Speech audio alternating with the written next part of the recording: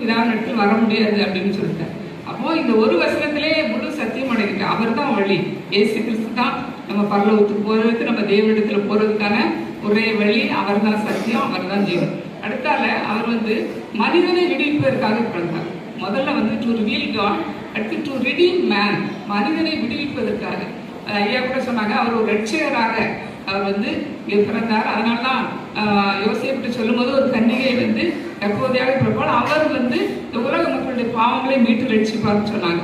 பொதுவாக ஒரு குழந்தை பிறக்கும்னா நம்ம பேர் வேணா வைக்கலாம். ஒரு 10 மாதத்துக்கு முன்னாடி ஒருவேளை சில பேர் கல்யாணம் ஆனோடனே ஒரு விசுவாசத்துல எனக்கு ஒரு ஆண் குழந்தை பிறக்கும் பெண் குழந்தை பிறக்கும் பேர் வைப்பாங்க. ஆனால் அந்த குழந்தை பிறந்த பிறகு என்ன செய்யும்னு நம்ம யாராலையும் முடிவு பண்ண முடியாது. அது எந்த ஸ்கூல்ல சேர்ப்போம், காலேஜில் சேர்ப்போம், யாராலையும் முடிவு பண்ண முடியாது. ஆனால் இயேசு கிறிஸ்து பிறப்பதற்கு கிட்டத்தட்ட ஒரு 750 ஆண்டுக்கு முன்பாகவே ஏசாயா தீர்க்கதரிசி மூலமாக இது உரைக்கப்பட்டது. இவர் ஜனங்களின் பாவங்களை மீட்டு ரட்சிப்பார், ஜனங்களை விடுவிப்பார். இப்ப ஜனங்களை எதுல இருந்துனா விடுவிப்பார்னா, முதல்ல ஒரு பாவத்திலிருந்து இயேசு கிறிஸ்து நம்மளை விடுவிக்கிறார். அது எல்லாருக்குமே நமக்கு தெரியும். இயேசு கிறிஸ்து ரத்தம் சகல பாவங்களை நீக்கி நம்மை சுத்திகரிக்கிறது, அதுக்காக தான் பிறந்தார். அடுத்து வியாதியில இருந்து பாவம் பார்த்தீங்கன்னா நம்மளுடைய ஜென்ம பாவம், கர்ம பாவம்.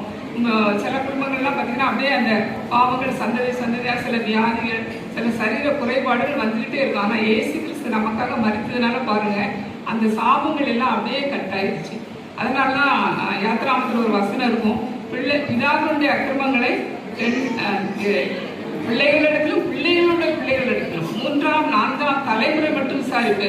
ஆனா அந்த வசனத்துல முதல்ல இருக்கும் 1000 தலைமுறை மட்டும் இறக்கம் செய்துட்டு. அதனால இயேசு கிறிஸ்து பிறந்ததுனால நம்மளுடைய ஜென்ம பாவங்கள் ஒரு நம்முடைய முன்னோர்கள் தெரியாம செஞ்சிருக்கலாம். ஆனா நம்ம இயேசு கிறிஸ்து ஏற்றுக்கொண்டதுனால நம்ம சந்ததிகளும் நம்மளும் அதுல இருந்து நம்ம தப்பிக்கப்பட்டோம். அப்புறம் வியாதியில இருந்து நம்மளை விடுவிக்கிறார். அநேக வியாதிகள் இந்த நாட்கள் இருக்கு.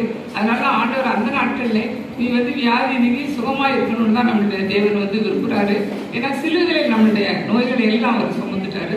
3வது நம்மள ஒரு பயத்துல இருந்து ஆண்டவர் நம்மளை விடுவிக்கிறாரு. ஏன்னா பயத்துல நீங்க பாத்தீங்கன்னா ஆதியாகமத்திலிருந்து வெளிப்படுத்தல் வர கிட்டத்தட்ட 365 தடவை பயப்படாதே பயப்படாதேன்னு வரும். அப்போ ஒவ்வொரு நாளைக்கும் ஒவ்வொரு தடவை தேவன் நம்மளை பார்த்து பயப்படாதே பயப்படாதே அப்படின்னு சொல்றாரு. அப்புறம் இதான் 2வது, அவர் மனிதனை விடுவிக்க. 3வது பாத்தீங்கன்னா பிசாசின் கிரைகளை அழிக்கிறதுக்காக வந்தார். ஏன்னா பிசாசு யாரை கொல்லலாம், யாரை அழிக்கலாம் அப்படின்னு சொல்லிதான் இருப்பான். ஆனால் அந்த 3 காரியத்தை இயேசு கிறிஸ்து பிறந்ததனுடைய முக்கியமான நோக்கம், அவர் தேவனை வெளிப்படுத்துவதற்காக தான் பிறந்தார். 2வது மனிதனை விடுவிப்பதற்காக பிறந்தார். 3வது பிசாசின் கிரியைகளை அழிப்பதற்காக பிறந்தார். அப்போ இந்த இயர் எண்டில் நம்ம எல்லாருமே கிறிஸ்துமஸை கொண்டாடிக்கிட்டு இருக்கோம் இல்லையா? அப்போ இந்த கொண்டாட்டத்தோட கூட நம்ம வேதாகமத்தில் நம்மளுடைய முதல் கிறிஸ்துமஸ் எவ்வாறு கொண்டாடப்பட்டது அப்படின்னு சொல்லி